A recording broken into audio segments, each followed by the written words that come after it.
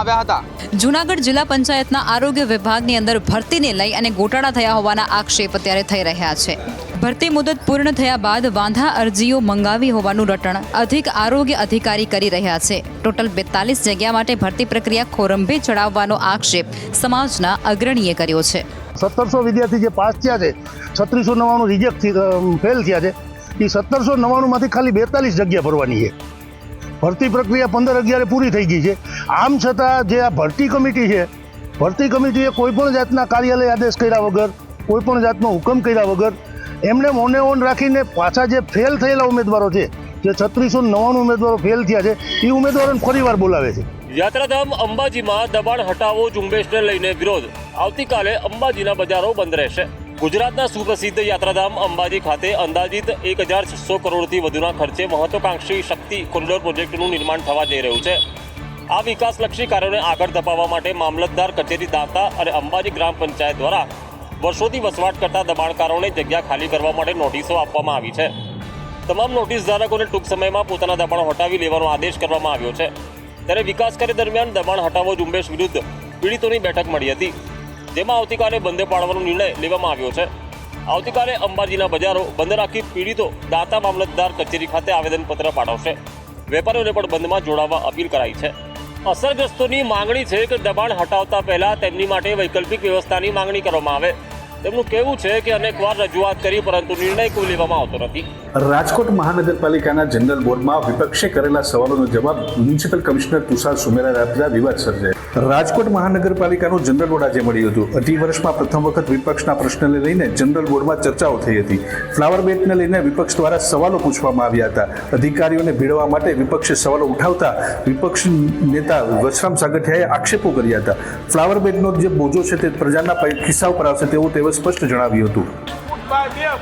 એટલે 40 ફૂટ એટલે 140 ફૂટનો જે ટેક્સ લેવો જોઈએ એ હવે રાજકોટ મહાનગરપાલિકા પ્રજા પાસેથી વસૂલ કરી। ડોક્યુમેન્ટ પૂરા કરવાની જવાબદારી બિલ્ડરની હોય છે અને સરકારી ધારાધોરણ મુજબ જે કોઈ પણ એને ભરવાપાત્ર પૈસા છે એ બિલ્ડરો જ ભરવાનો હોય, પબ્લિકને ન ભરવાનો હોય। રાજકોટ મહાનગરપાલિકા જનરલ બોર્ડમાં પૂછેલા સવાલનો જવાબ આપતા મ્યુનિસિપલ કમિશનર તુષાર સુમેરાએ જવાબ આપ્યો હતો। આ તમામ બાબતને લઈને સ્ટેન્ડિંગ કમિટીના ચેરમેન જયમીન ઠાકરે વિપક્ષને આડે હાથ લેતા રંગીલા રાજકોટને તસ્કરોએ બાનમાં લીધું હોય તેમ દિવસે ને દિવસે તસ્કરોનો આતંક વધી રહ્યો છે, જેને લઈને લોકોની ચિંતામાં પણ વધારો થયો છે। રાજકોટ શહેરના અનેક વિસ્તારોમાં તસ્કરોએ આતંક મચાવ્યો છે। ખાસ કરીને રાજકોટમાં મેટોડા વિસ્તારમાં તસ્કરોનો આતંક સામે આવ્યો છે। જીઆઈડીસી વિસ્તારમાં આસ્થા વિલેજમાં તસ્કરો ત્રાટક્યા હોવાની એક ઘટના સામે આવી, જેમાં મકાનમાંથી સોનાના દાગીના સહિત રોકડ રકમની ચોરી કરીને તસ્કરો ફરાર થઈ ગયા હતા। મળતી વિગતો પ્રમાણે 3 લાખથી વધુના દાગીના અને 45,000 રોકડ રકમની ચોરી તસ્કરોએ અંજામ આપ્યો હતો।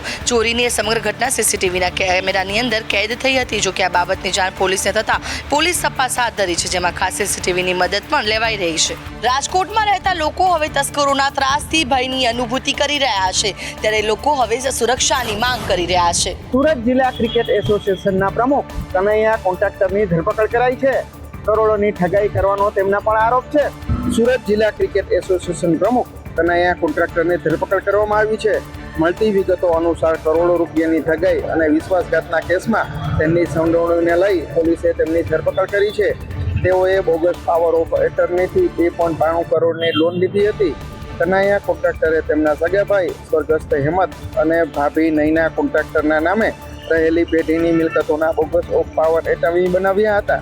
ખોટી સહીઓ કરીને રૂપિયા 2.92 કરોડની લોન લઈ લોનના હપ્તા જ ન ભર્યા, જે બાદ ભાઈ અને ભાભી દ્વારા ઇકોસેલમાં વિશ્વાસઘાત અને છેતરપિંડીની ફરિયાદ નોંધાવી હતી। ભાઈ ભાભી દ્વારા કરાયેલી ફરિયાદના આધારે કાયદાકીય કાર્યવાહી હાથ ધરવામાં આવી છે। કાર્યવાહીથી ઠગાઈની ઘટનાઓ ઘટે તેવી અપેક્ષા। અમદાવાદ શહેરમાં ક્રાઇમ બ્રાન્ચની મહિલા સેલની વિશેષ ડ્રાઈવ યોજવામાં આવી। 30 દિવસ સુધી મહિલાની સુરક્ષામાં વધારો કરવા માટે આ પ્રકારની ડ્રાઈવ યોજાશે।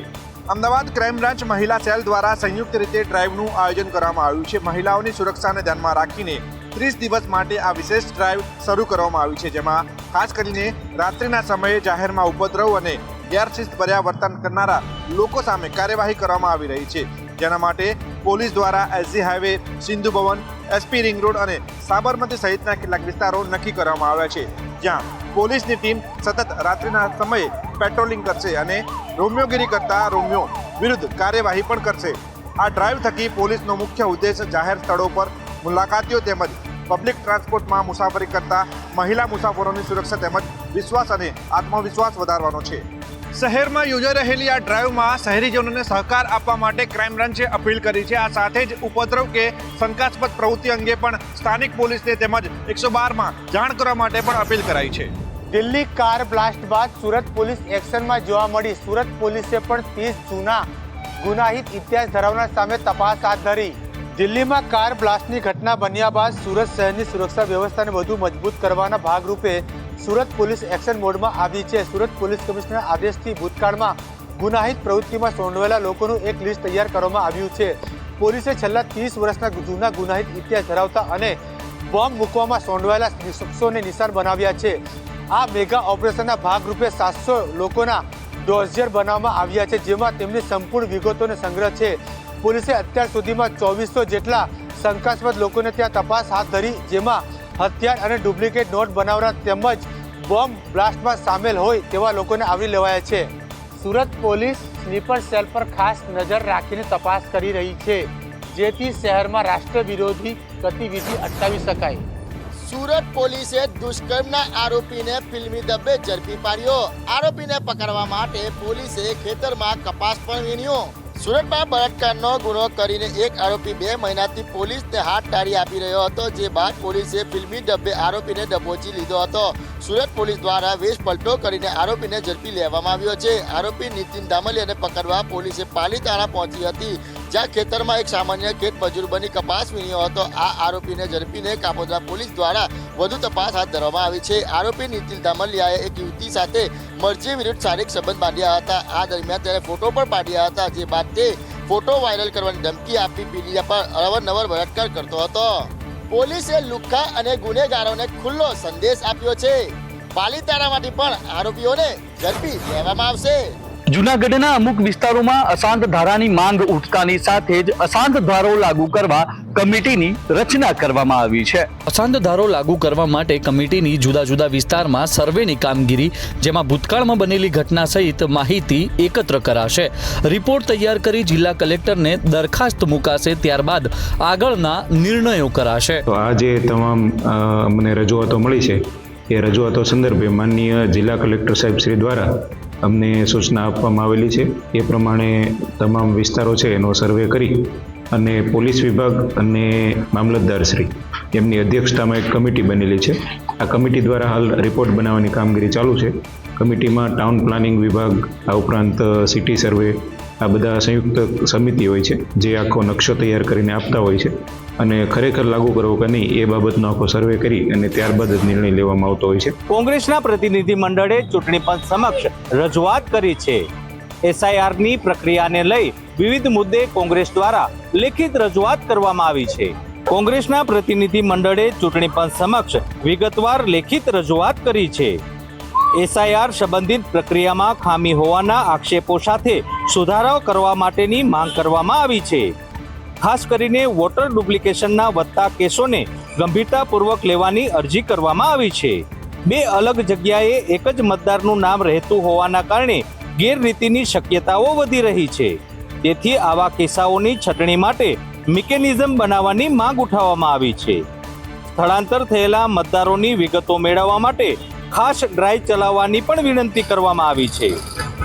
અન્ય રાજ્યમાંથી આવેલા અને નામ ડુપ્લિકેટ થઈ ગયેલા મતદારો અંગે પણ સાવચેતીપૂર્વક તપાસની જરૂરિયાત દર્શાવવામાં આવી છે. કુલ મળીને કોંગ્રેસે ચોકસાઈ, પારદર્શિકતા અને નિષ્પક્ષ ચૂંટણી યોજાય તે માટે તાત્કાલિક પગલાં લેવા ચૂંટણી પંચને અનુરોધ કર્યો છે. સુરતમાં મહિલાઓ માટે આજથી ખાસ પિંક બસ શરૂ. ગુજરાતમાં પહેલીવાર મહિલા ડ્રાઈવરે સંભાળ્યું સ્ટીયરિંગ. સુરત મહાનગરપાલિકાને 2 વર્ષ પછી BRTSની પિંક બસ માટે મહિલા ડ્રાઈવર મળી જતા આજથી શહેરમાં મહિલાઓ માટે સમર્પિત બસ સેવા શરૂ થઈ છે. ઇન્દોરની રહેવાસી અને સિંગલ મધર નિશા શર્માને સુરતની પ્રથમ મહિલા BRTS ડ્રાઈવર તરીકે નિયુક્ત કરવામાં આવી છે. માત્ર મહિલાઓને ધ્યાનમાં રાખીને શરૂ કરાયેલી આ પિંક બસ માટે લાંબા સમયથી મહિલા પાયલટની શોધ છે તે ચાલી રહી હતી, જે આખરે પૂર્ણ થઈ ગઈ છે. ONGC કોલોની BRTS સ્ટેશન પરથી સવારે 11 વાગે ખાસ ફ્લેગ ઓફ સેરેમનીનું આયોજન કરવામાં આવ્યું હતું. આજથી સુરતમાં પિંક BRTS બસ નિયમિત રીતે દોડતી જોવા મળશે. તેમાં મહિલા ચાલકની સાથે મહિલા કંડક્ટર પણ રહેશે અને મુસાફરી માત્ર મહિલાઓ જ કરી શકશે. પહેલો રૂટ ONGCથી સરથાણા સુધીનો રહેશે.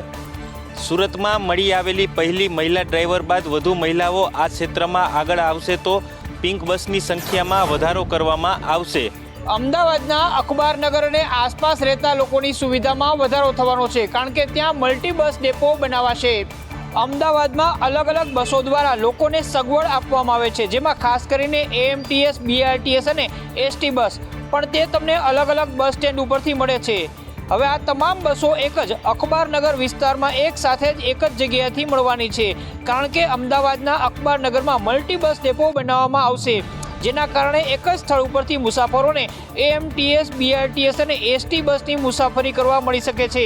સૌથી મોટી બાબત એ છે કે 100 બસ એક સાથે પાર્ક થઈ શકે તેવું વિશાળ મલ્ટી બસ ડેપો અહીંયા તૈયાર કરવામાં આવનાર છે, જેમાં 250 કરોડથી વધુનો ખર્ચ કરવામાં આવશે. મલ્ટી બસ ડેપો બનાવવા માટે બસની ડિઝાઇન પણ અમદાવાદ મ્યુનિસિપલ કોર્પોરેશન દ્વારા તૈયાર કરવામાં આવી રહી છે. કોર્પોરેશને 11 કરોડ રૂપિયાની મોટી રકમ ખર્ચીને આ ડિઝાઇન તૈયાર કરાવી છે. આ બસ ડેપો શહેરવાસીઓની સુખાકારીમાં વધારો કરવા માટે આવનાર છે. મલ્ટી બસ ડેપોના કારણે મુસાફરોની સુવિધામાં વધારો થશે અને મુસાફરોના સમયનો વ્યય થતો પણ બચી જશે. સૌરાષ્ટ્ર યુનિવર્સિટીમાં વિવાદ બાદ BCA સેમેસ્ટર 5નું પેપર રદ કરવામાં આવ્યું છે. 2200 જેટલા વિદ્યાર્થીઓએ ફરીથી આ પરીક્ષા આપવી પડશે. સૌરાષ્ટ્ર યુનિવર્સિટીમાં BCA સેમેસ્ટર 5ના વિદ્યાર્થીઓ માટે એક મોટી અપડેટ આવી છે. વિગતો પ્રમાણે પ્રોગ્રામિંગ ઇન પાયથન વિષયનું થિયરી પેપર રદ કરવામાં આવ્યું છે અને હવે 22 નવેમ્બરના રોજ ફરીથી આ પરીક્ષા લેવામાં આવશે. આ નિર્ણયથી કુલ 2200 વિદ્યાર્થીઓ પર સીધી અસર થશે. જામનગરની HJ દોશી કોલેજમાં લેવાયેલ ઇન્ટરનલ પરીક્ષાનું જ એ પેપર બાદમાં સૌરાષ્ટ્ર યુનિવર્સિટી દ્વારા લેવાયેલી ફાઇનલ પરીક્ષામાં આપવામાં આવ્યું હતું.